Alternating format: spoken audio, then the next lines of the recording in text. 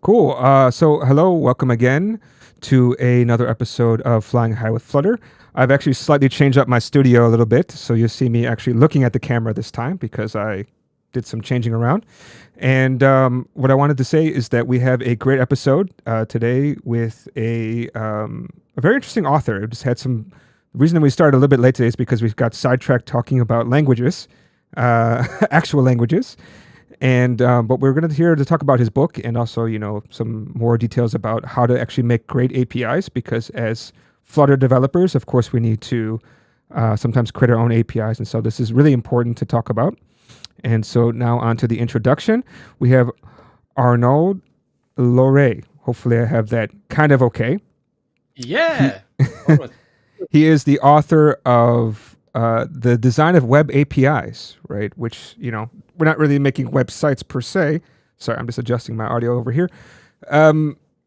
Yeah, I think your book is really important. And I was looking, I didn't get the review copy in, but just looking at the table of contents, there's a lot of things covered that I think when you're making an API for your app, you never really think about. And we were talking before the show, permissions is super important. But before we dig into the topic of the book, I would like to learn a little bit more about, who are you? So I just like to transition to, your own self-introduction. So you have a chance to fix your name, if in case I got it wrong, and talk a little bit more about, who are you? Yeah. Thanks, Alain. Thanks for inviting me. So I'm Arnaud Lauret. As you might guess, I'm French. So you may also know me under the nickname of API Handyman. That's the name of my blog. I've been working in software for 2 decades, a little bit more. I think I studied my career in 2002.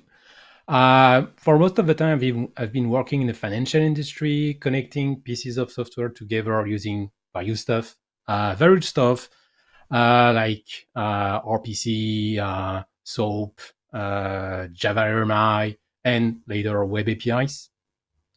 So that was all my career, and years after years, I made mistakes. I complained about terrible APIs or web services or other equivalent. And so in 2015, I realized that I have learned a lot by attending my first API conference. So I started to blog under the API Handyman name to share what I have learned along the way, so others can avoid making the mistake I did. And by chance, I met a few people, and I've been contacted by Manning at that time to write a book about the OpenAPI specification, which was not what I wanted to do at that time. So I proposed a book about the design of web APIs. And so it was published in 2019. And so it was a success. And afterward, I joined Postman. So it was 3 years ago. And when I joined Postman, my publisher contacted me to say, okay, the design of web API first edition was a bestseller. What about making a second edition? And I was like, oh, maybe not. I wasn't sure, but when I was thinking about what I have learned after publishing the book and seeing what was happening in the API design space, I was like, okay, the book is still relevant. But it could be interesting to have a refresh and enhancement of the book. So yeah, and so maybe today we'll talk about web API design, but from the consumer perspective, from the people creating application consuming APIs or and possibly creating their own specific APIs. But maybe you can talk about the difference between the two editions. So basically, with the book, the first edition, you learn how to design an API that does the job, that is user-friendly, that is secure, that is performant, and how to document it.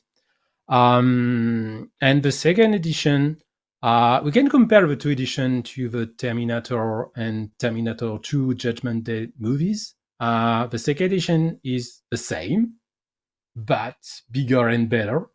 I rewrote everything from scratch, but keeping somehow the same structure. And I expanded a lot on how to make your API designer life easier to ensure that you are designing your API always in the same way, always using, let's say, pagination parameters named correctly. How do you handle errors or that kind of thing?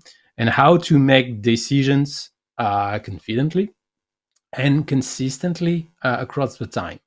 For instance, okay, we want to introduce pagination.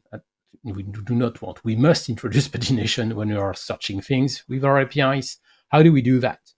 That's not a light decision to take. You need to understand how it works, how people are used to that, and so you need to make that decision once and for all. Be sure that you decide, and then afterward apply it consistently. So that's what the last part of the book is about. Oh, I didn't want to interrupt if you were still on the thought. I thought you were either taking a break or or wanted to yeah. I mean, it's interesting about the API, right? So like, is there something that has really changed? I mean, I think there's always new techniques and new ideas, and also, of course, there's always kind of coming back to permissions. Sorry, but like permissions are really important. There's a framework I've been using recently that talks about permissions, and what they do, I think, is actually related to a lot of things I saw when I was looking through the table of contents of your book, and it's quite important because you have an API, right? And there's always two things that for every system, whether it's API or not, which is authentication and also authorization, right? And I think authorization, people usually think about, can I do this action, right? That's one thing. And something you also talk about in your book, which is about exposing specific fields. So not only can I do this action, but am I allowed to see all of this data, right? So this is something that is super important and people don't often think about. Yeah. And can you talk a little bit more about that? Yeah, you're sorry. Yeah. I think especially for when you are creating mobile app or a website, you have to be very, very careful about security because you likely have end users and you don't want the data of end users be accessible by anyone. And so API security cover many topics, design, implementation, how to secure API with an API gateway, and there are many things. But just for design, it's essential to understand you talk about permissions, but actually API security starts long before that. The first level of security you can implement in your API is just be careful when you decide to add an operation or a piece of data into your API. Because the best secured API, the best secured operation, the best secured piece of data is the one that is not accessible at all. And so that's really important. When you design your API, you have to carefully choose what operation, piece of data, or an action you will enable for your API. That's the first thing. Then afterwards, if you decide, okay, we need to provide some data which we consider sensitive, you are under no obligation to provide it as is. The most typical example is credit card numbers. You never see full credit card numbers in an application. You only see the last 4 digits. And typically, you can have that kind of pattern for any sensitive data, whatever it is, in your API. Just you pick some data that is sensitive and you transform it by pruning it, by turning it into something which is less sensitive. For instance, a birth date. You can replace a birth date by an age or an age range. And that way your data is more secure because it's less precise. And once you're good, you're okay with, okay, this is our API, all its operation, all the data, all the actions we want to do. You need to decide how to split the API in different parts to ensure that you will be able to grant access to specific operations only to the authorized consumer. Let's say you have, so I come from the financial world, so you have a banking API, and a banking API may deal with operations related to listing accounts, listing transactions, but also transferring money. You can decide to split that into two different realms. The account realm, which grants you access, read-only access to account and transactions, and the transfer realm, which grants you access to all the transfer-related actions. And you can even go a little bit further and say, but in the transfer world, there are redactions like show me the last transfers, or show me the registered account to which I can send money. And you can modify those accounts and can transfer money. So you can separate between read and write. So that way, when you create a new consumer of this API, you can say, this consumer will only have access to that specific perimeter, also called scope. And having the scope will grant you access to different operations. That is typically, from an implementation perspective, that is typically handled by a component called an API gateway, which is role is to expose an API and secure it. So that way, when an API call arrives, it has an authorization token attached to it. The gateway check, okay, who is the owner of this token? Who is the application calling the API? What are the scopes available to this API? Does this operation is included in these scopes? If it is a yes, you go through the implementation and the implementation does the job. If it's not the case, the gateway will block you. But afterward, it's not finished. Let's say I have my mobile application, which is granted to make money transfers from account A to account B. And I'm a client of a bank with thousands of account owners. With scopes, security is not enough. I can have a mobile app which has the scope transfer, allowing it to trigger money transfer from account A to account B. If the implementation does a terrible job, it will allow anyone making an API call with the correct scope to take money from any account and send it to any other account. Obviously, that's not what happened. Even if I may have such issue in the past, but hopefully we discovered it before going into production. But it's the role of implementation to ensure that, okay, someone requires to send money from account A to account B. Who is the owner of account A? Is it the end user who triggered the API call? Yes, it's okay. We can do the transfer. If it's not, we can block it.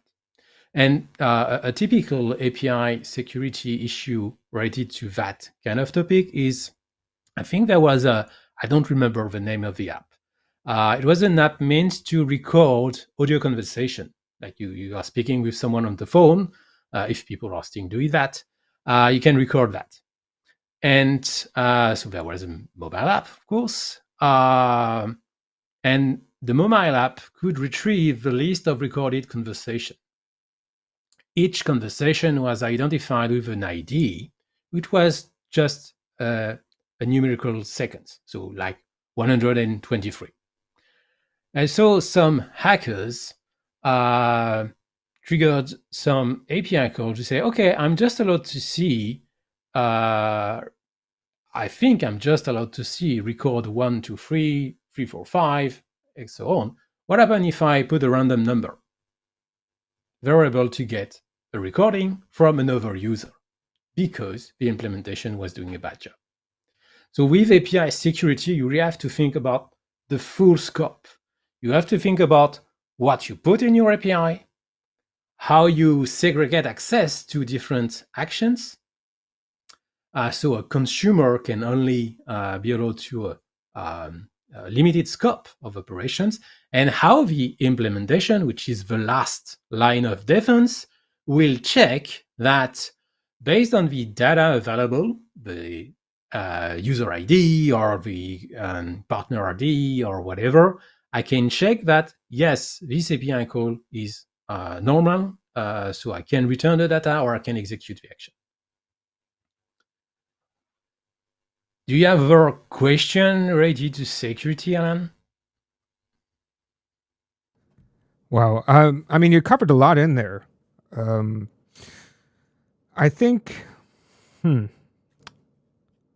mean, I don't know if I have a specific question relating to security, other than like, how do I say this one?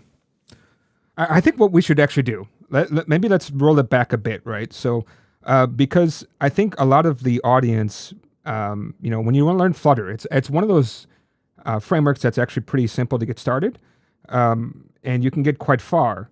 But then the question is, okay, now I have this, separate system. Maybe you built your own app using like Flask or even Django, something like this, and then now you need to actually connect the two, right? And if you've never built an API before, I mean, there's definitely a lot of things to consider, right? Because a lot of people, they just start building something. But I think before you start, I mean, you've stated quite a lot that I don't think I even think about even after an API is built. And so I'd like to kind of talk about, what should the first steps be when you start to build it? Because it's not just exposing endpoints, sending out a JSON data.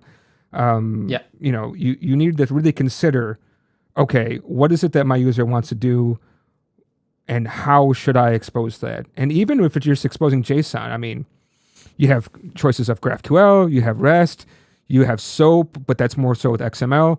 You have so many different things that you could do. I mean, you don't have to do REST. You could just have some type of endpoint and just you accept, post, and you could be actually returning something. A GET request should have in REST.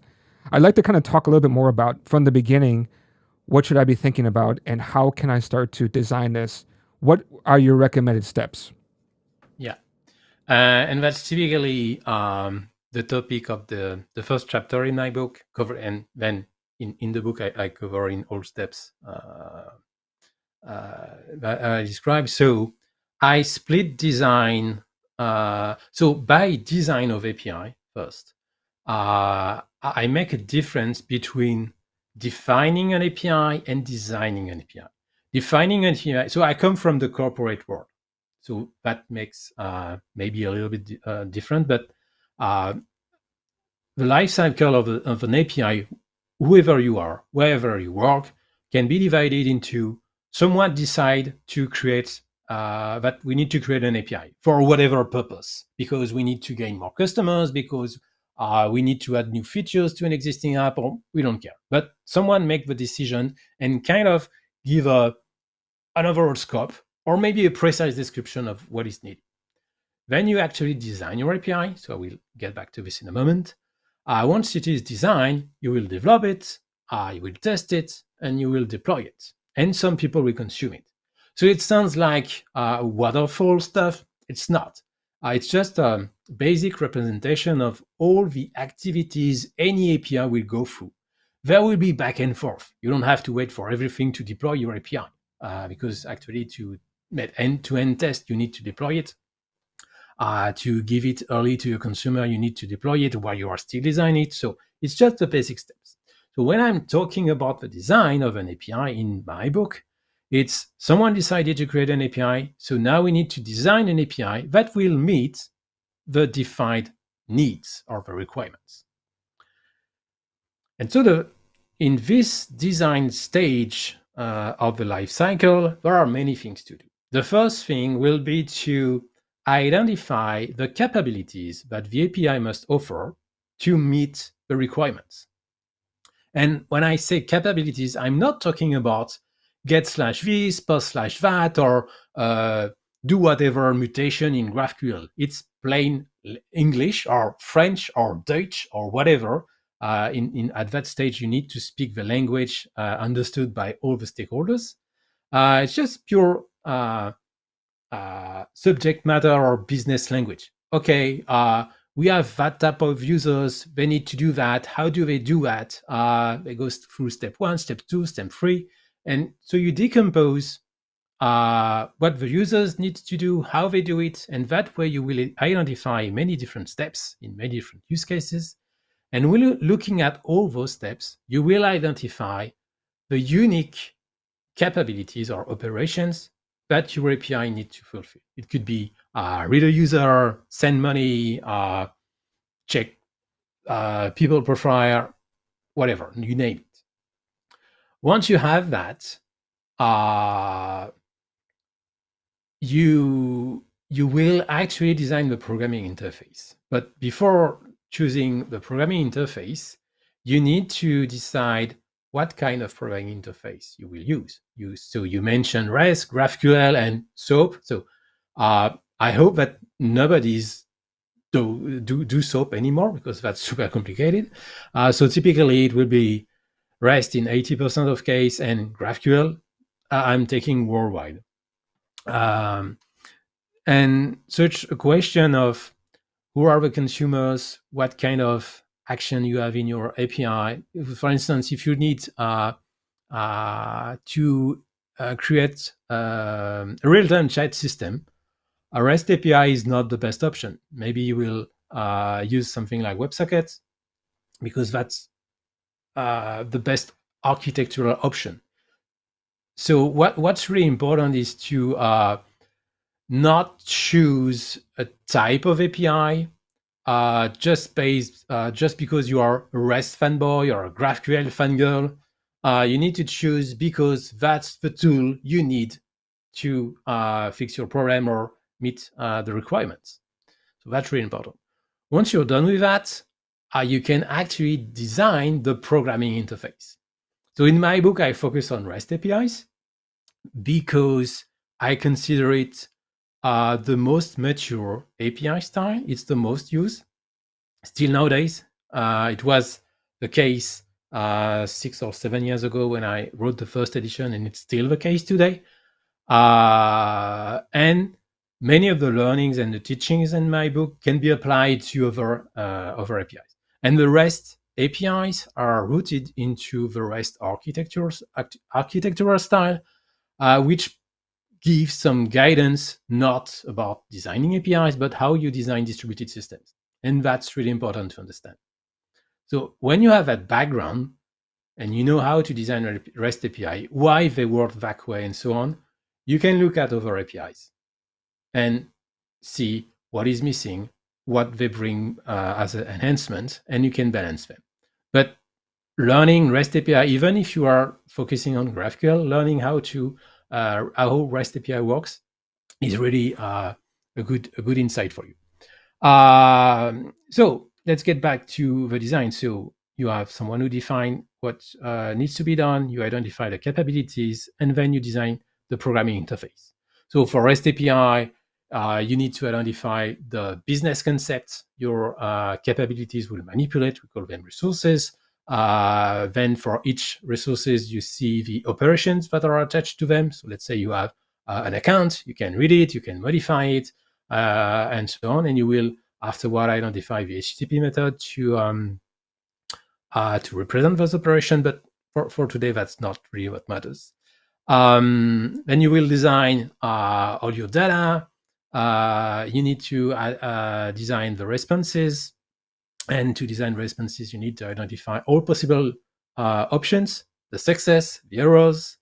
You need to be careful with errors, especially when you are creating an application with end users interactions, because if your API just respond with, oops, there is an error in your request, and that is caused by the input of the end users, just telling them there is a problem with the data you just provided to us.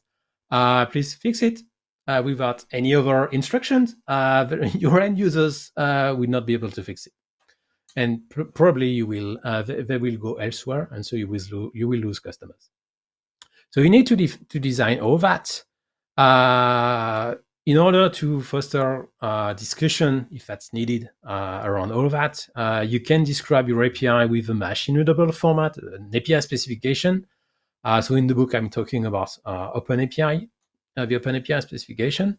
So that's pretty useful because using that kind of format, you can so have a discussion around this with your colleagues, and you can also generate quickly a mock just to test it in maybe a prototype of application just to see how it works. Do we have what we need?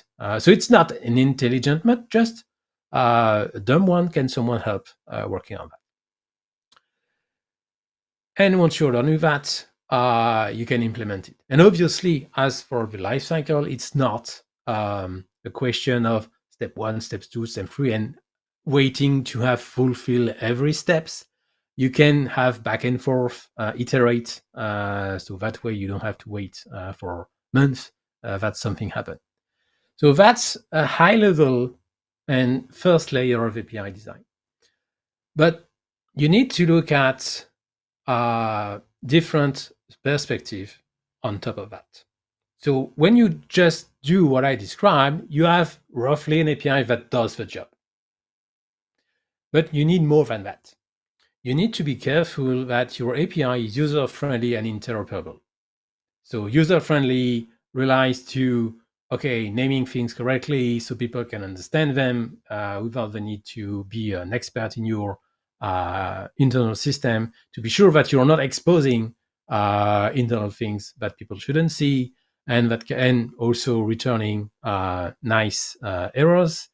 For interoperability, it's hard for me to say that because I'm French. You need to care about the type of data you will use in your app. For instance, let's say you are returning a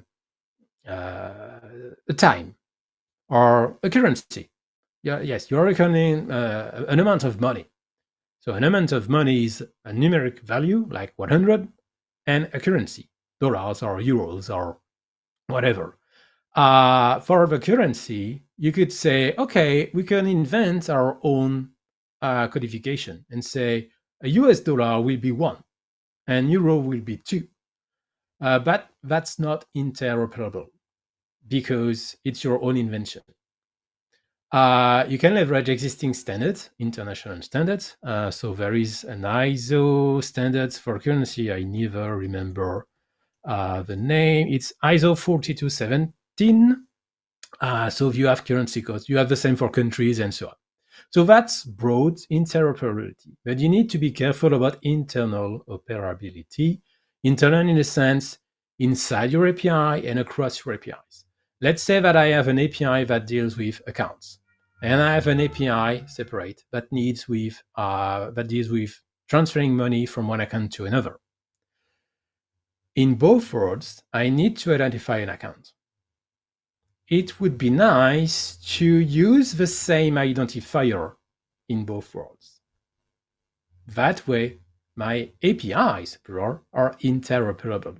I can take one data from a part of my API and use it easily in another.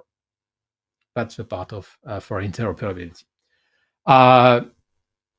So once you have work on that, you have an API that does the job and is user-friendly, interoperable. So that means developer will not take months to use your APIs, and they will just need a few lines of code to use it. And especially if you are working in the mobile world, you need to consider other things, and especially efficiency. Because, for instance, let's say that still my banking stuff. I have accounts with years and decades of transactions. If anytime I has to retrieve the list of transactions of an account, I get all this data, which may represent megabytes of information. Obviously, nowadays, with a 5G connection, it may be not a problem, but it may be. And also, I don't know how it works in all the countries in the world. In France, we have when you have a mobile phone and a phone line, you have limited access to data. So limited in the sense you're allowed to use hundreds of gigabytes or megabytes per month, per week. It depends. So the less you use, the better. And also, the less data you use, the less battery you will consume on the smartphone of the users. So you need to be careful about the data volume you will get. So typically for transaction, you need to be sure to provide just pagination, enabling searching transaction by date, maybe by name, by type, or whatever. So the consumer can get exactly what they need. You need also to be careful about the flow of operation that are needed to achieve something. Because let's say that when my banking mobile app starts, it needs to perform. So I need to first list the account of the users. Then I need to list transactions. Then I need to do that. Then I need to do this, and so on and so on. You can have a cascade of operations that will take a very long time. And so the end user is waiting for seeing something. And so that's why it's very important, but I guess that people who are used to creating mobile apps are used to that. It's very important to be careful about how long will it take to get the data that matter. If it takes more than, I think it's 500 milliseconds, it's an issue, because beyond 500 milliseconds, the human brain starts to be bored. It senses that, okay, it's long now. I don't want to wait more. So by designing your API correctly, you will be able to work around that kind of thing. And if that means designing a highly specific API, which is a little bit far from the original, let's say, business intent, you may consider designing a backend for frontend, which is deeply optimized for performance, and keep your business API as a middle layer so they can be used by many different consumers. And in that layer of constraint, I talk about security, efficiency. I didn't talk about security, but we already talked about that. So the security is another topic in the layer constraint of API design. The last layer is just the surrounding context. And usually it's about how the business or the IT systems work, and how they will impact the implementation of my API, and how they will impact the consumers. For instance, I remember a time I was working for a French bank. It was impossible to perform money transfers every day between, I think it was 11 p.m. and 2 a.m. because there was some batch processing running and we couldn't do any transfer. That's something you need to be aware of when designing your API, because at one point, you will need to block money transfers. If by chance you are able to fix that and hide it from the end users, no problem. But if you're not, you need to integrate that constraint in your API. And so maybe at one point, the transfer operation can return a 503 saying, oh, we are temporarily unavailable. And in the response, you can indicate when it will be available again. You can also have an endpoint specific providing the downtime of the system, which are not 24/7. And it can be also a question of just business hours. Sometimes some actions are verified by humans,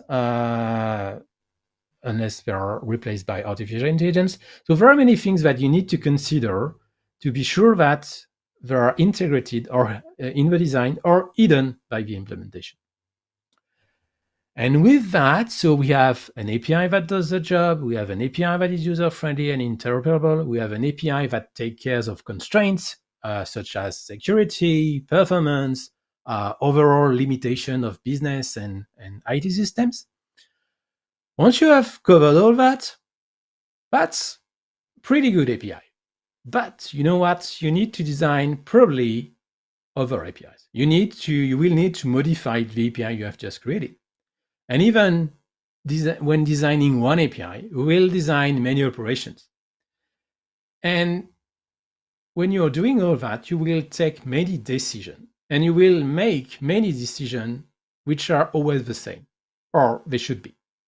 And so you need to be careful about, okay, how do I make the same decision consistently without losing sanity?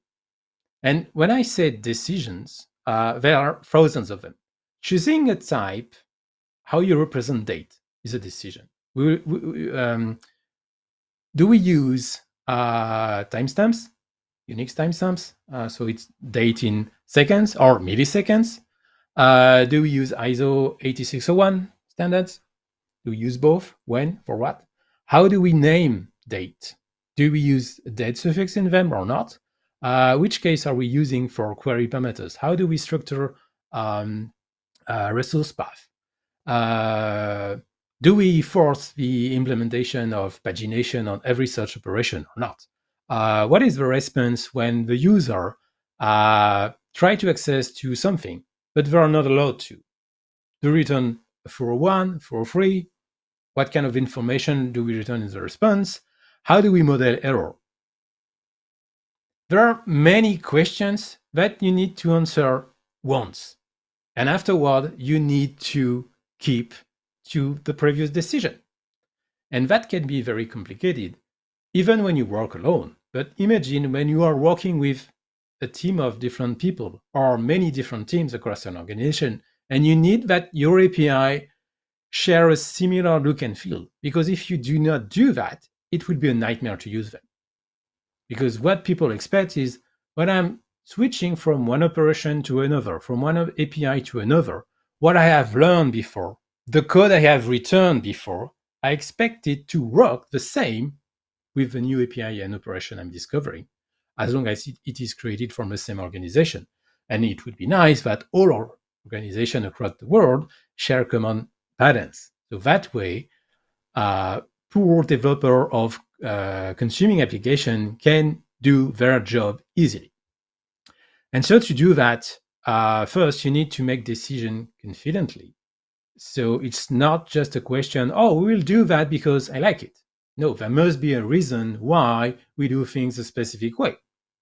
So, and you need to make to have a rationale behind each decision. And then you need to aggregate all those decisions into guidelines. So that way, someone who needs to design a search operation just need to look at the guidelines, at the search, how to design a search operation recipe, and have all the instruction. So when designing a search operation, you need to have this, and that, this way, and so on and so on, and how you handle error, and be sure that people don't need to guess what needs to be done. For instance, if you decide that errors are handled a specific way, people designing a specific operation need to know how errors are handled without the need to remember, oh yes, we have defined how to handle error in another place in our wiki or in a GitHub repository than somewhere else. Somewhere else, yes. You need to have all information gathered in one place. But people don't read them. People don't read guidelines. They need to design the API quickly. So what you can do is automate your guideline as much as possible. So there are programs called, if you are programmer, programs called linters that can check your code is free of bugs, suspicious construct, and have the correct information presented in the correct way. So that way, the code written by developer A, B, C, D, or Bob, Alice, and Terry is written in the same way. You can have the same for APIs. So that's where having formats such as the Open API specification can be useful, because you have a machine-readable description of your API, and you can run a program to check it match your guidelines. You can, so in the book, I'm illustrating that with a linter called Spectral. It's an open source linter. So you can create your rule to say, okay, let's target this specific element. Okay, let's target all property names or request bodies or whatever. And you can do some check like, are we using the right case, or, oh, this looks like a search operation. Are there pagination parameters? Are there, let's say, 200 responses with the right data format? And so you can check everything. And once you have that, it frees your minds of many details.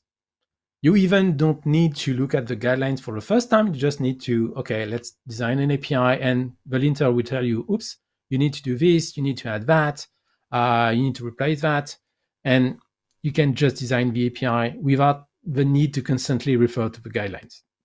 And also, if you are working in big organization, you can implement that at your in your CI/CD chain, and to be sure that no API that goes against the guidelines can be published, for instance, can block them. Or you need to have some validation, because sometimes in the real world, you need to publish a terrible API because you need it just to do some tests. And okay, but do that.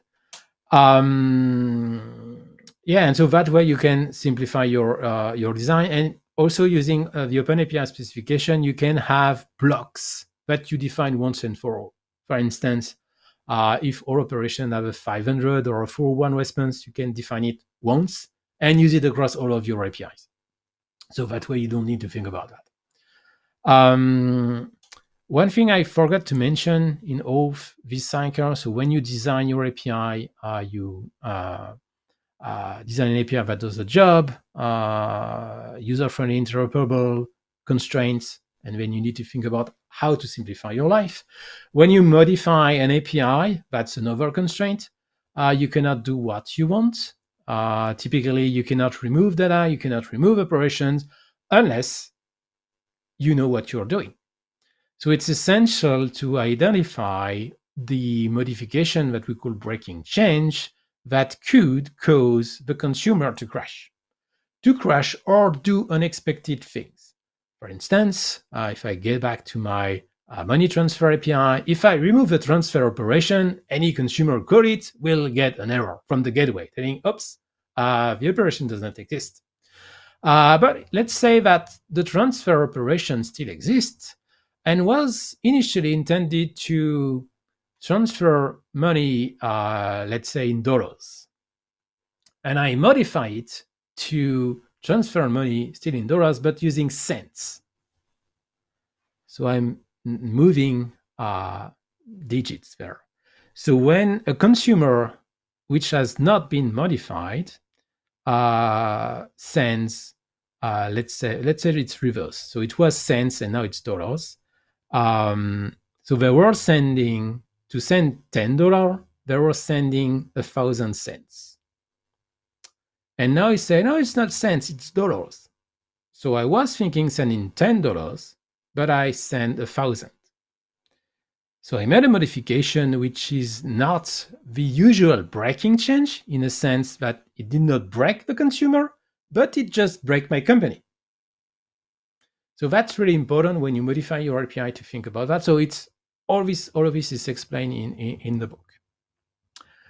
And yeah, and so to get back to the making decisions and so on, that's really the huge novelty of the second edition. It was not present in the first edition. So if you have read it and you need to work on API at scale and how to make your API designer life less miserable, that's a really interesting topic, and that's why you should buy the new edition, even if you have read the first. More or less, if you have read the first edition, I recommend reading the second, because everything has been written, simplified, and I go deeper in many topics. To give an idea, I think the book is probably 80% longer. The second edition is 80% longer than the first edition. So there are a lot of new editions. Yeah, so that's a lot of stuff. Alain, I don't know if you are aware of all of that when designing web APIs. I mean, maybe not all. You said a lot of things, and also still more things are popping into my mind as I was thinking about this. Um, because like I think there's also other thoughts too, right? Because you're talking about more on the creating a public API, and I think there's definitely so much to think about over there too. Um, Yeah. but I mean, we didn't really talk so much about versioning, but you did kind of touch on that, saying like, okay, if you're going to cause breakage on the client, then that's a big problem. You got the version on that one. How to version is another kind of question. I've seen Yeah. sometimes you can send a parameter, sometimes it's you change the URL. Is a lot you could do. The other thing Yeah. too Yeah. that Yeah. because Two I'm, things I'm about yeah, sorry, go yeah. ahead. There's two things about what you said. So regarding the book and what I described, it may looks like, oh, it's for public API, but actually I make zero difference between public and private APIs. So the book, everything I say, everything I wrote about it, about API design, applies to both. It's just a question of the consequences of not succeeding with your API, which are different if you are using a private or a public API. So that's really important. You need to design. You must design your API, even if it's a private one that only you use. That's the first. Regarding modification and versioning, I focused on breaking change because that's what really matters. Versioning is fundamentally just a representation and a process of how do we handle change in our API. But the first thing is how do we make sure our design will help us make change smoothly in our APIs? So there are patterns that you can use in your design to ensure that you will not break things later. For instance, you are returning a list of elements. You do not return just a list. You return an object that contains a property that is a list. So that way you can have more metadata added later, typically pagination. And when it comes to, we need to modify our existing API. And this API, we need to evaluate the cost of the breaking change. So first we need to identify, do we need to break things? Is it really necessary? And how do we handle that breaking change regarding existing consumers? Sometimes it's just okay to say, okay, let's break things because the consumer, it's me, and I just need to update my app, and I'm okay with that. So if you are creating a mobile app, one thing I learned the hard way in the past is always have a mechanism that allows you to force users to update. So when the app starts, it can check, okay, am I up to date? Yes, no. And you can enforce the update. So that way you can break things without any issues because consumers are forced to update their app. So that way you can introduce breaking change. But sometimes you cannot do that, especially when you are publishing a public API or you have a private API that is used by many different teams inside a big organization. So that's where you may need versioning. In a sense, we may need to differentiate the old and new version of the API. So that way, old consumer can use the old version and consumer are updated, use the new version. The problem with that is how many versions do you support? And how long do you let consumers before saying to them, okay, now it's too late, you need to upgrade your code or you will break. So you need to define a versioning policy. And it works, it could work well for public API, but for private API, that's a nightmare. Because there may be business constraints, budget constraints, and so it's better, usually it's better not to version your, in a sense, not to break your API for private API and live with errors from the past. That's my based on my experience. As for public APIs or any other kind of APIs, a way to deal with modification is to, and I think it's Stripe that does that. They can support an API call in any version since Stripe has been created. So that's fantastic. They can do that because at the implementation level, when an old version of an API call arrives, they transform it to a more recent version, they process it, return a response that is transformed to the old response and returned to the consumer. That imply the unique implementation is capable of fulfilling the request. So they carefully modify their API based on that. So that's another option. So the thing around API versioning is not focusing on where do we put the version in the path, in a header, or whatever. It's about how do we handle change and what is the cost of that specific change. Because sometimes it's okay to break things and sometimes it's not. Do you have experience with that, Helen, regarding modifying APIs for mobile apps? Yeah, it's a great question. Yes, I had a very it's still kind of ongoing, but I had a very long-term app. I switched to GraphQL because I found that I like to be able to control how much data is coming back because sometimes I reuse some endpoints. Now the thing is, of course, over time, like you said, you need to modify it. Usually, I ended up adding some extra fields and sometimes actually removing fields because originally we were using some data and then we actually simplified the page so that we're actually pulling less data. And maybe I changed how we store it. So the way I did it for my app, practical experience was that, of course, I used GraphQL. And what we had is as soon as you turn on the app, the first thing we would do is see, okay, are you using the latest version of the app? If not, we force them to update the app. So we actually would have to call out to like the App Store for iOS, and I think the same thing for Android, and we'd actually force them to download the app. And I think I would wait between 2 to 3 versions of my app before I actually removed fields on the API request. So of course I would remove it in the GraphQL request, and then I'd wait 2 or 3 versions, and I would actually remove those fields from the API itself because they weren't used. And again, this is not a public API, so I didn't really concern myself about changes I was doing. But yeah, I think that worked out quite well. The only thing I had a problem with is something that came up in my mind as you were explaining some things, is about duplicate requests, right? Because we had some users. I'm based in Hong Kong. We have some users who live on islands out there, and of course the reception is not that good. So sometimes the request would be a little bit slow. They would tap multiple times. I wanted to get your feedback on nonces, right? NONCE. So adding like something to the API to make sure that you don't get duplicate requests. Do you have any feedback about that kind of idea? Yeah, that's really important. So I have no experience using nonces for performance thing, but more I had concern in the past about having end users repeating the same operation, especially when it comes to transferring money. Because I remember a time I was working on a website, so it was before the mobile era, and people were clicking on the transfer button, which was not super responsive. So they fire a first money transfer, and the button and the web app was not responsive, and so they were like, "Did I click? Not sure. I will click again."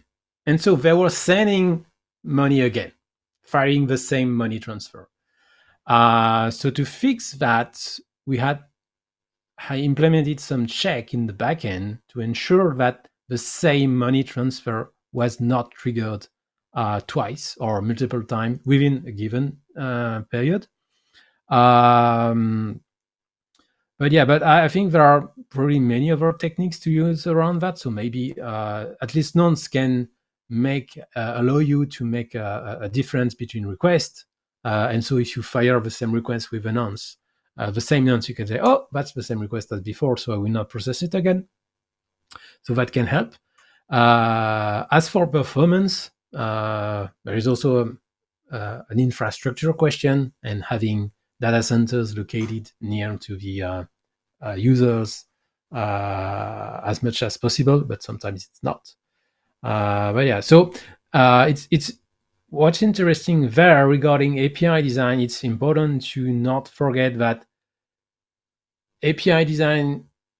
careful API design will help you avoid many issues, but not all the issues you can have with APIs. You will have to work with implementation. So you really have to care about the surface of your app, so the web API, and what happens below with the implementation, and also what happens on the consumer side. So, for instance, for this wire transfer stuff, at the UI level, we ensured that the button could be clicked only once. That's a small thing, but that avoided us many problems. So you really have to think at each layer, what can I do to ensure that the experience is smooth and there is no issue?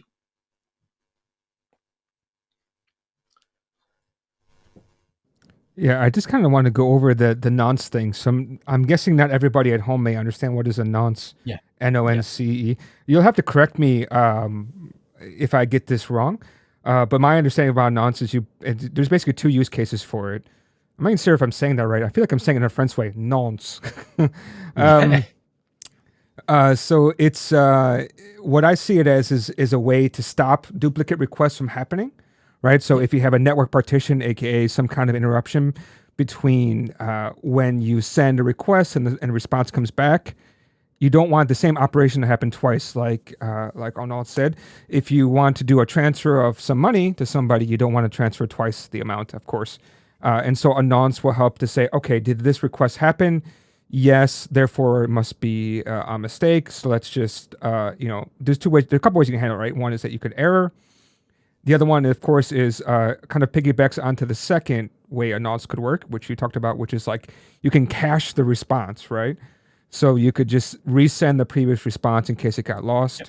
Or it's just like, it's just another way to cache, right? So if you say, okay, give me this user's data, and it could be an expensive operation, you send it out to them, you have it in cache, you use the nonce as a cache hit.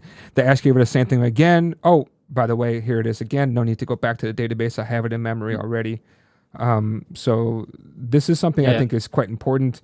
The main idea with nonce is typically we let the consumer give a unique identifier, unique from their perspective, to request.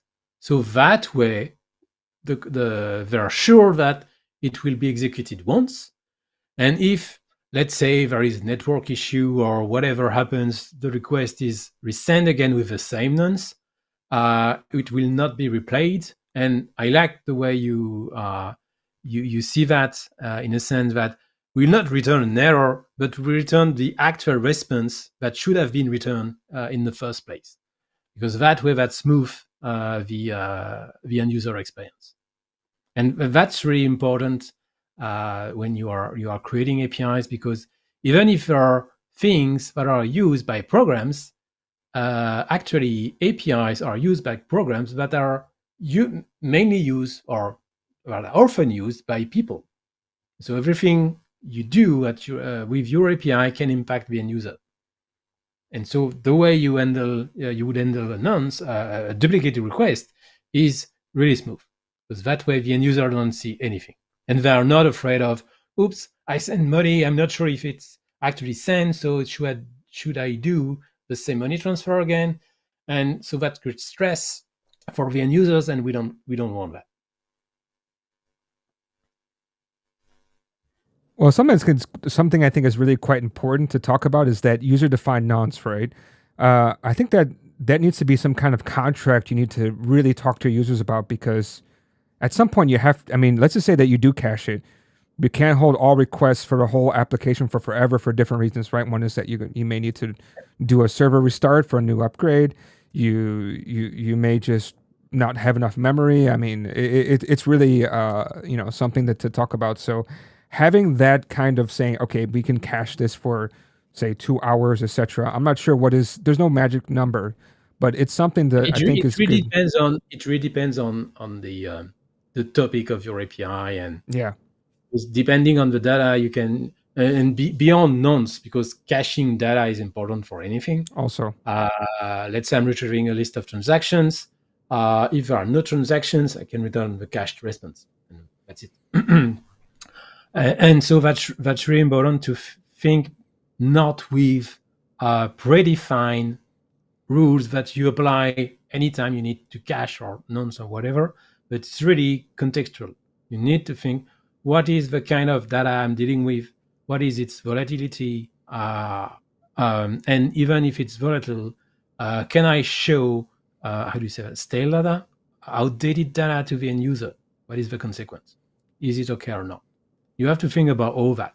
And based on that, and especially in the world of mobile apps, you can decide, yes, it's okay to store data for a certain amount of time on the device and show it to the user without doing any call to the API, or it's not. It really depends on the topic. And that is something the developer of the consuming app must not decide on their own.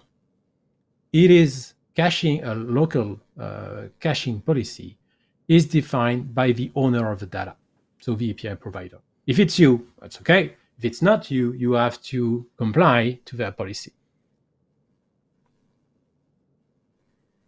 Yeah, that's why it's a good point. That's why it's also very clear to have that contract between you and whoever's using your API to make sure you understand about that. You also talked about caching, right? Busting caches. That's that part is always tricky. Yeah. Well, I mean, we have gone on for a while, right? So, Yeah. of course, this topic is, even though it sounds simple, right? APIs. I mean, come on, it's easy to. It's not. That's why you can go on and on forever about this.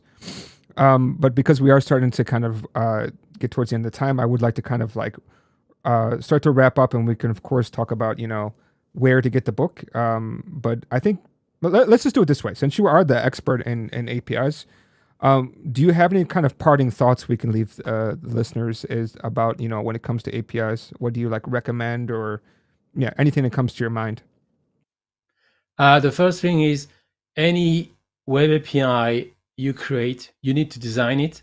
You don't need to spend hours of month, days of month, just a few minutes. Think about the critical elements I described today, and obviously I described roughly them in my book, but you need to design it. Even if it's just a private API, a backend for front end for my mobile app, I'm the only one using, you need to think about it. Because if you don't do that, you will deeply regret it later. That's really the first thing. And if you want to do that, read my book. And I will stop there because I could talk for days or months about that. It took me 2.5 years to write the book. So yeah, there's a lot to say, but designer of your APIs and be careful about security, efficiency, and so on, because it will impact your end users. Okay. No, I mean, great talk. I can't wait to actually dig into this book because I do something that have to build APIs and authorization about who can do what, who can see what is definitely something comes to my mind. And the announcing thing has come up a couple of times because yes, I'm probably gonna have to do something with mobile APIs, so that's something I need to consider about. But in any case, yeah. So for the book, it's called. Sorry, it's. The Let's go back design to your of web name. APIs, Yeah, there we second go. edition. Design of web APIs. Sorry to flip back to you because I forgot the name. Design of web APIs. Yeah, the second edition. I think still now when you order the second edition, usually you get the first edition from Manning. I think you can have the first edition in ebook form, and if you Yeah. order the second edition in printed book, you will get the printed book, the second edition ebook, and I think you get access to the first edition ebook. But maybe it's temporarily uh, as the book is in Manning early access program. So the book you can actually so the book is finished. You can read it on the Manning website or get the Yeah. ebook if you buy the book, and you will get the printing book probably in the beginning of July. So we are in the last phase. We are the Manning team is copy editing and so on, but the book is finished. So what you read on Manning website is very close, 99.99% close to the final book that will be printed. Okay. July is still some time off because yeah, I did see it's basically complete. Sorry, we're in April, Yeah, May, yeah. June, July. So Wow, that's it's still a few months. printing a book take a long time because Yeah. I think I will have finished everything, checking copy editing, typesetting, and indexing probably at the end of April. Okay. That's why Yeah. it takes so So I long. think that the usual timing is when a book goes into production, it takes on average 113 days to get the printed book. That's an average. So you can still buy the book and already read it. You just have to wait a few weeks to get the printed book. And if by chance I meet you at an API conference, I'd be happy to sign it. And if you are lucky, I will have a stamp, because I have a stamp with my own face for a special dedication. And I'd be happy to discuss with anyone on LinkedIn. Don't hesitate to contact me to talk about API design and the book. Okay. Even if you don't like it, I'm happy with good feedback. Okay, that's good. Yeah, so in the show notes, we should have a link to the book along with the discount code. So if you're interested in picking up the book, I think it definitely is one of the books I want to go through. Yeah, so otherwise, it was great to have you on. Maybe if they do a third edition, we'll have you back on again to talk about, the difference between the first, second, and third. Yeah, I need time to recover, and for now I'm in a never again mood. Maybe it will change in a few years, but yeah. So to be honest, I've been working 7 days a week, 12 hours a day, because I have a job, and writing the book because I'm a slow writer. So that was really exhausting. Hopefully, I'm really happy with the result. And I'm French, so when I say that my work, I feel that my work is awesome, you can trust me that that's really awesome, because French tend to be not over expanding about what they're doing or what others are doing. So when I say that it's really an awesome book, I really think that it is, and it's not just to say buy my book. So yeah, third edition, maybe we'll see in 20 years. We'll see what happens. Well, I mean, when you wrote the first one and they asked you to update it for the second one, I don't think you said you weren't expecting that, right? I mean, there's a few years. No, I was expecting it would be smooth, and yeah, but it was actually very hard because I'm French, so writing English is the first barrier. Thankfully, this time I had the help of Grammarly, which really helped me to fix my Franglish, and especially long sentences with many words. But it's really a question of arranging the ideas, finding the best. Each sentence of the book has been carefully carved, so it conveys something that is meaningful, important, and that you can understand it. So that's the kind of work I had to do. Just to give you an idea, the latest PDF, which doesn't contain everything, is 550 pages. The initial book was 350 pages. The actual content was probably 300 pages. So that's massive modification. There are 250 figures, probably 150 listings, 70 exercises, which were not in the first version. So that's a huge amount of work. And I really squeeze my brain and the brain of many other practitioners to put everything I know about API design. So I don't think there are other books that can be compared to this one. There are other books talking about API design that cover more different aspects, but there are no books like mine. So if you want to really design API and avoid learning it the hard way, read my book. 20 years of experience in there. Yeah, I'm looking forward to reading it. But then again, again, thanks for coming on. And thanks for inviting me. We'll have the discount code in the bottom, and if people do want to get in touch with you, you said can find you on LinkedIn, and do you also have a Twitter or anything else? So I have a Twitter account, but I don't use it anymore. So LinkedIn is my now favorite social network because I tend to don't have much time and I want to focus on one thing at a time. So LinkedIn, you can look at my blog, API Handyman. I will probably start writing again in a few weeks. But yeah, LinkedIn is my favorite contact point. And any API conference, you will probably see me at API Days in Paris this year, Nordic API in October. But if you are an API conference, you may see me. Do not hesitate to come talk to me. I'll be very happy. And ping me on LinkedIn if you have questions or comments. Awesome. Well, then again, sorry. And again, thank you for coming on. And yeah, looking forward to actually reading the book. Yeah, thank you.